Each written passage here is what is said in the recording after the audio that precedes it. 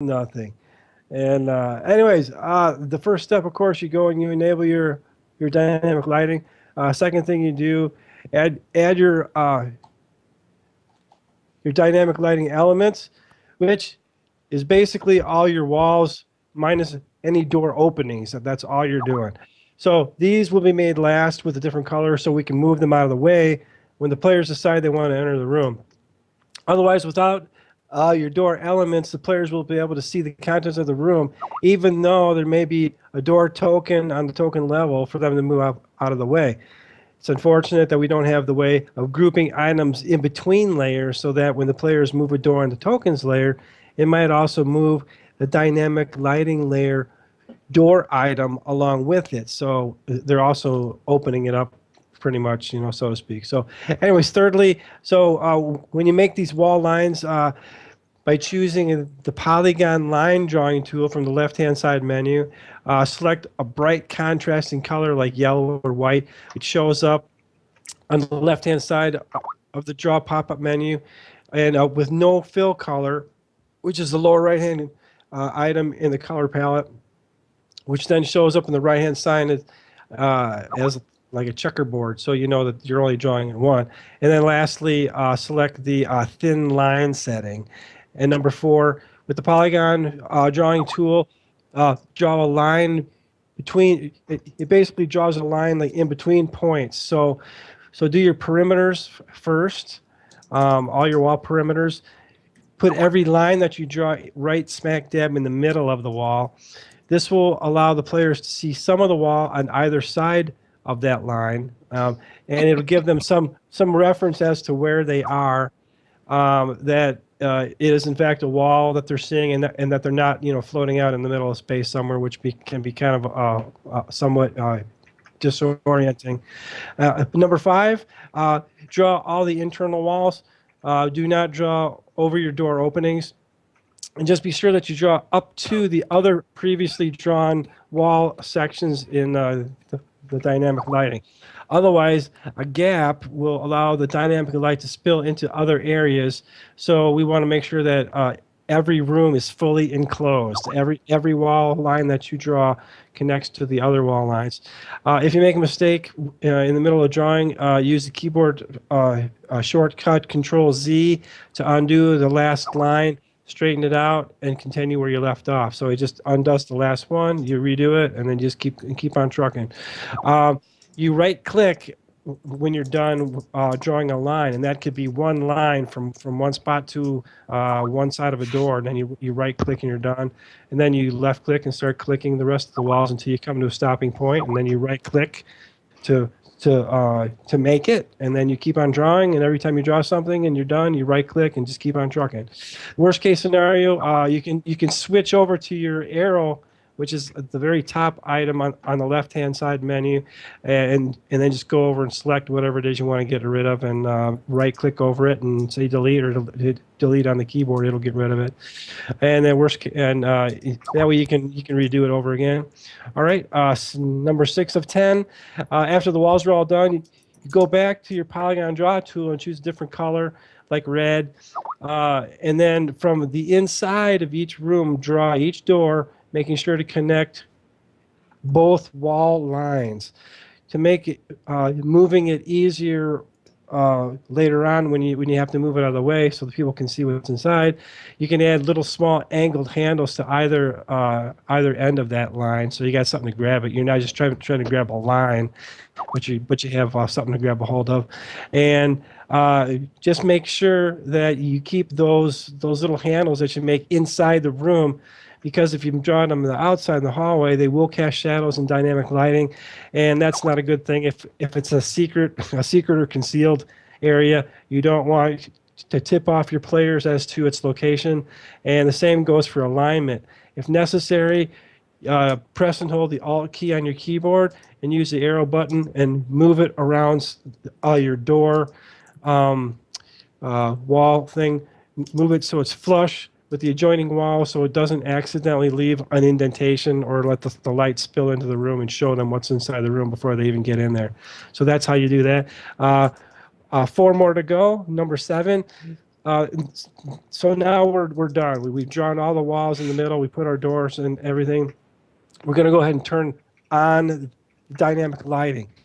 In the upper right-hand corner of the display area, you click the little blue page settings icon and display all of the pages in your campaign.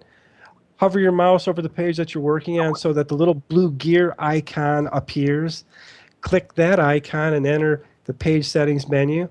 At the bottom, it'll say dynamic lighting area. Be sure that you check mark is in the box next to the word enabled. When you do that, it'll turn it on. For the time being, the rest in this area can be unchecked.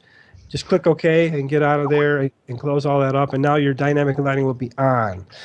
So what you do is you go on the token layer, you put a token, you open it up, and in the basic tab, you give yourself control of it. Most importantly, in the advanced tab, if the character is not human, enable the part where it says has sight, and in the emits light section, add 60 feet in the box at the top on the left. Be sure that the box all players see light is not selected since they're not a torch, and that will give them the ability to see. But for human players that have to have a torch to see where they're going, their torch token will have that box selected. All players see the light. And so when you turn that on, that particular token happens to be a torch. The human player token, though, will not have any of these settings. Either group the two items together, the human token and the torch, or just tell the players to press either click and drag to select those two tokens, the human and the torch, as a group.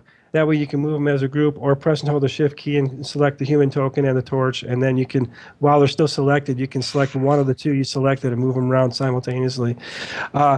Now check your work. So select that token that you just went in there. Use the keyboard shortcut Control L to see what the players will see. The screen will go totally dark. You'll see if you have it set up right. Move the token around the entire map and verify that everything works right, and make sure that you didn't miss anything and that everything is lined up right. To get out of this mode, just click anywhere on the screen other than on the token. And lastly, before gameplay, you want to go back into your page settings again and enable the other options, which was enforce line of sight, only update on drop, and restrict movement. You do want to leave off the one that says global illumination, since this overrides the dynamic lighting and makes everything like really bright. So we don't want to do that. And then just to show you very quickly, and then we'll start playing. I got a couple things I want to show you. Here's dynamic lighting. If you click on that image in there, you can take a look at that. That's what I just talked about. Inside the page settings on the map that you're drawing, when you go down to the bottom, there's at the very bottom it says dynamic lighting. It's enabled. Enforced line of sight is enabled. Only update on drop and restrict movement. All of those are turned on when we're playing. So tonight you'll see all of that on. And the picture right next to it shows you a torch icon that is set up the way I just explained it to you. All players can see the light, and you can see the light from the torch is spilling through the doorway that I didn't make my doorways yet, so I left those open. But you can see the light spilling into the hallway to the right of the token and to the left of the token, and you can see Shinjo's character in there. That's one of them. Let me show you just a couple more. Here's what happens when you have your token set up for humans. The human has no numbers in his advanced tab. He can see, and that's about it, I think. So that's what happens. He can't see nothing. He's totally black. He has to have a torch to go along with him. That was the one I just showed you. Here's torch settings Those are the settings for the torch. And you can see I got 60 feet in there, and all players see the light is enabled, and has sight is off. And if you can look, you can see right next to the same human token that I just showed you that with those settings were all off, he can now see the exact same thing the torch saw because he's using the torch, you see. So that those are humans. All right. And last but not least, let me show you this. This is interesting. Okay. We know we looked at that one already. This one. No, not that one. Let's look at this one first. No. Okay. And then I talked about in the GM layer. Let me just show you that very quickly. This is the polygon. This is how you draw your dynamic light layer. I'm showing you this map because the group just finished this, but this was the lizard man layer. They forged an alliance. You can read all about this, but all the yellow lines are what I have to do. I got to go in there and I got to draw all the yellow lines all around every room, right? The red lines that you see are like I was telling you about. I use them for a door. It stops the light from going into the other areas. They can only see what's in there when you move them out of the way. The only way to move the red lines out of the way is I have to physically go to the dynamics lighting layer, and while I'm there, select my arrow button. Using my arrow button, I have to go over and I have to select it, and while it's selected, click and hold it and physically move it out of the way. And when I do that, then they're able to see inside of that room if that's what they want to do. And and last but not least, also on this, on the, you can see the kinds of stuff I put on the GM layer in the upper left-hand corner. You can see like a map, and you can see like some verbiage, and you can see it looks like some pictures and stuff. Let me just show you what that looks like. I'll give you a close-up shot of that, and then we'll play. That's this. If you look at this up close. If you click on the icon in the middle and zoom in, that's what I put on my GM layer. And I don't know, for some reason, Chris, I don't think the Skype stream is working on your thing because your browser isn't up. Okay. It stopped again. I didn't hear it. Because I don't know, because all I see in the stream is like your Skype window up, like you're not even in your browser. But anyways, I was sitting here on the desktop. I had all that stuff that you had pulled up. Yeah, okay.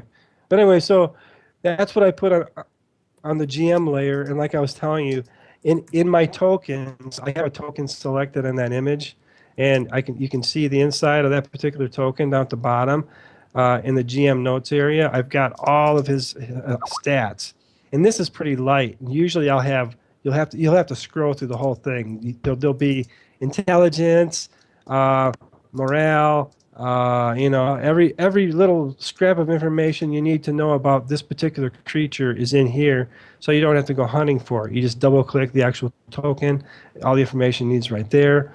And then on the left hand side, I just copied and pasted right from the module right onto the GM layer, and then I put my tokens right next to it. So if ever any of those come up during my wandering monster rolls, I can just go ahead and select how many ever many I need, because normally it'll tell you the number appearing could be 1 to 4. So if there's a maximum of 4 appearing at one time, I'll have at least 4. Or in the case of the giant frogs, number appearing, what did it say? Well, anyways, 7 to 8. So I have enough there. I can very quickly, I can make as many as I need, and so on and so forth. So anyways, that's how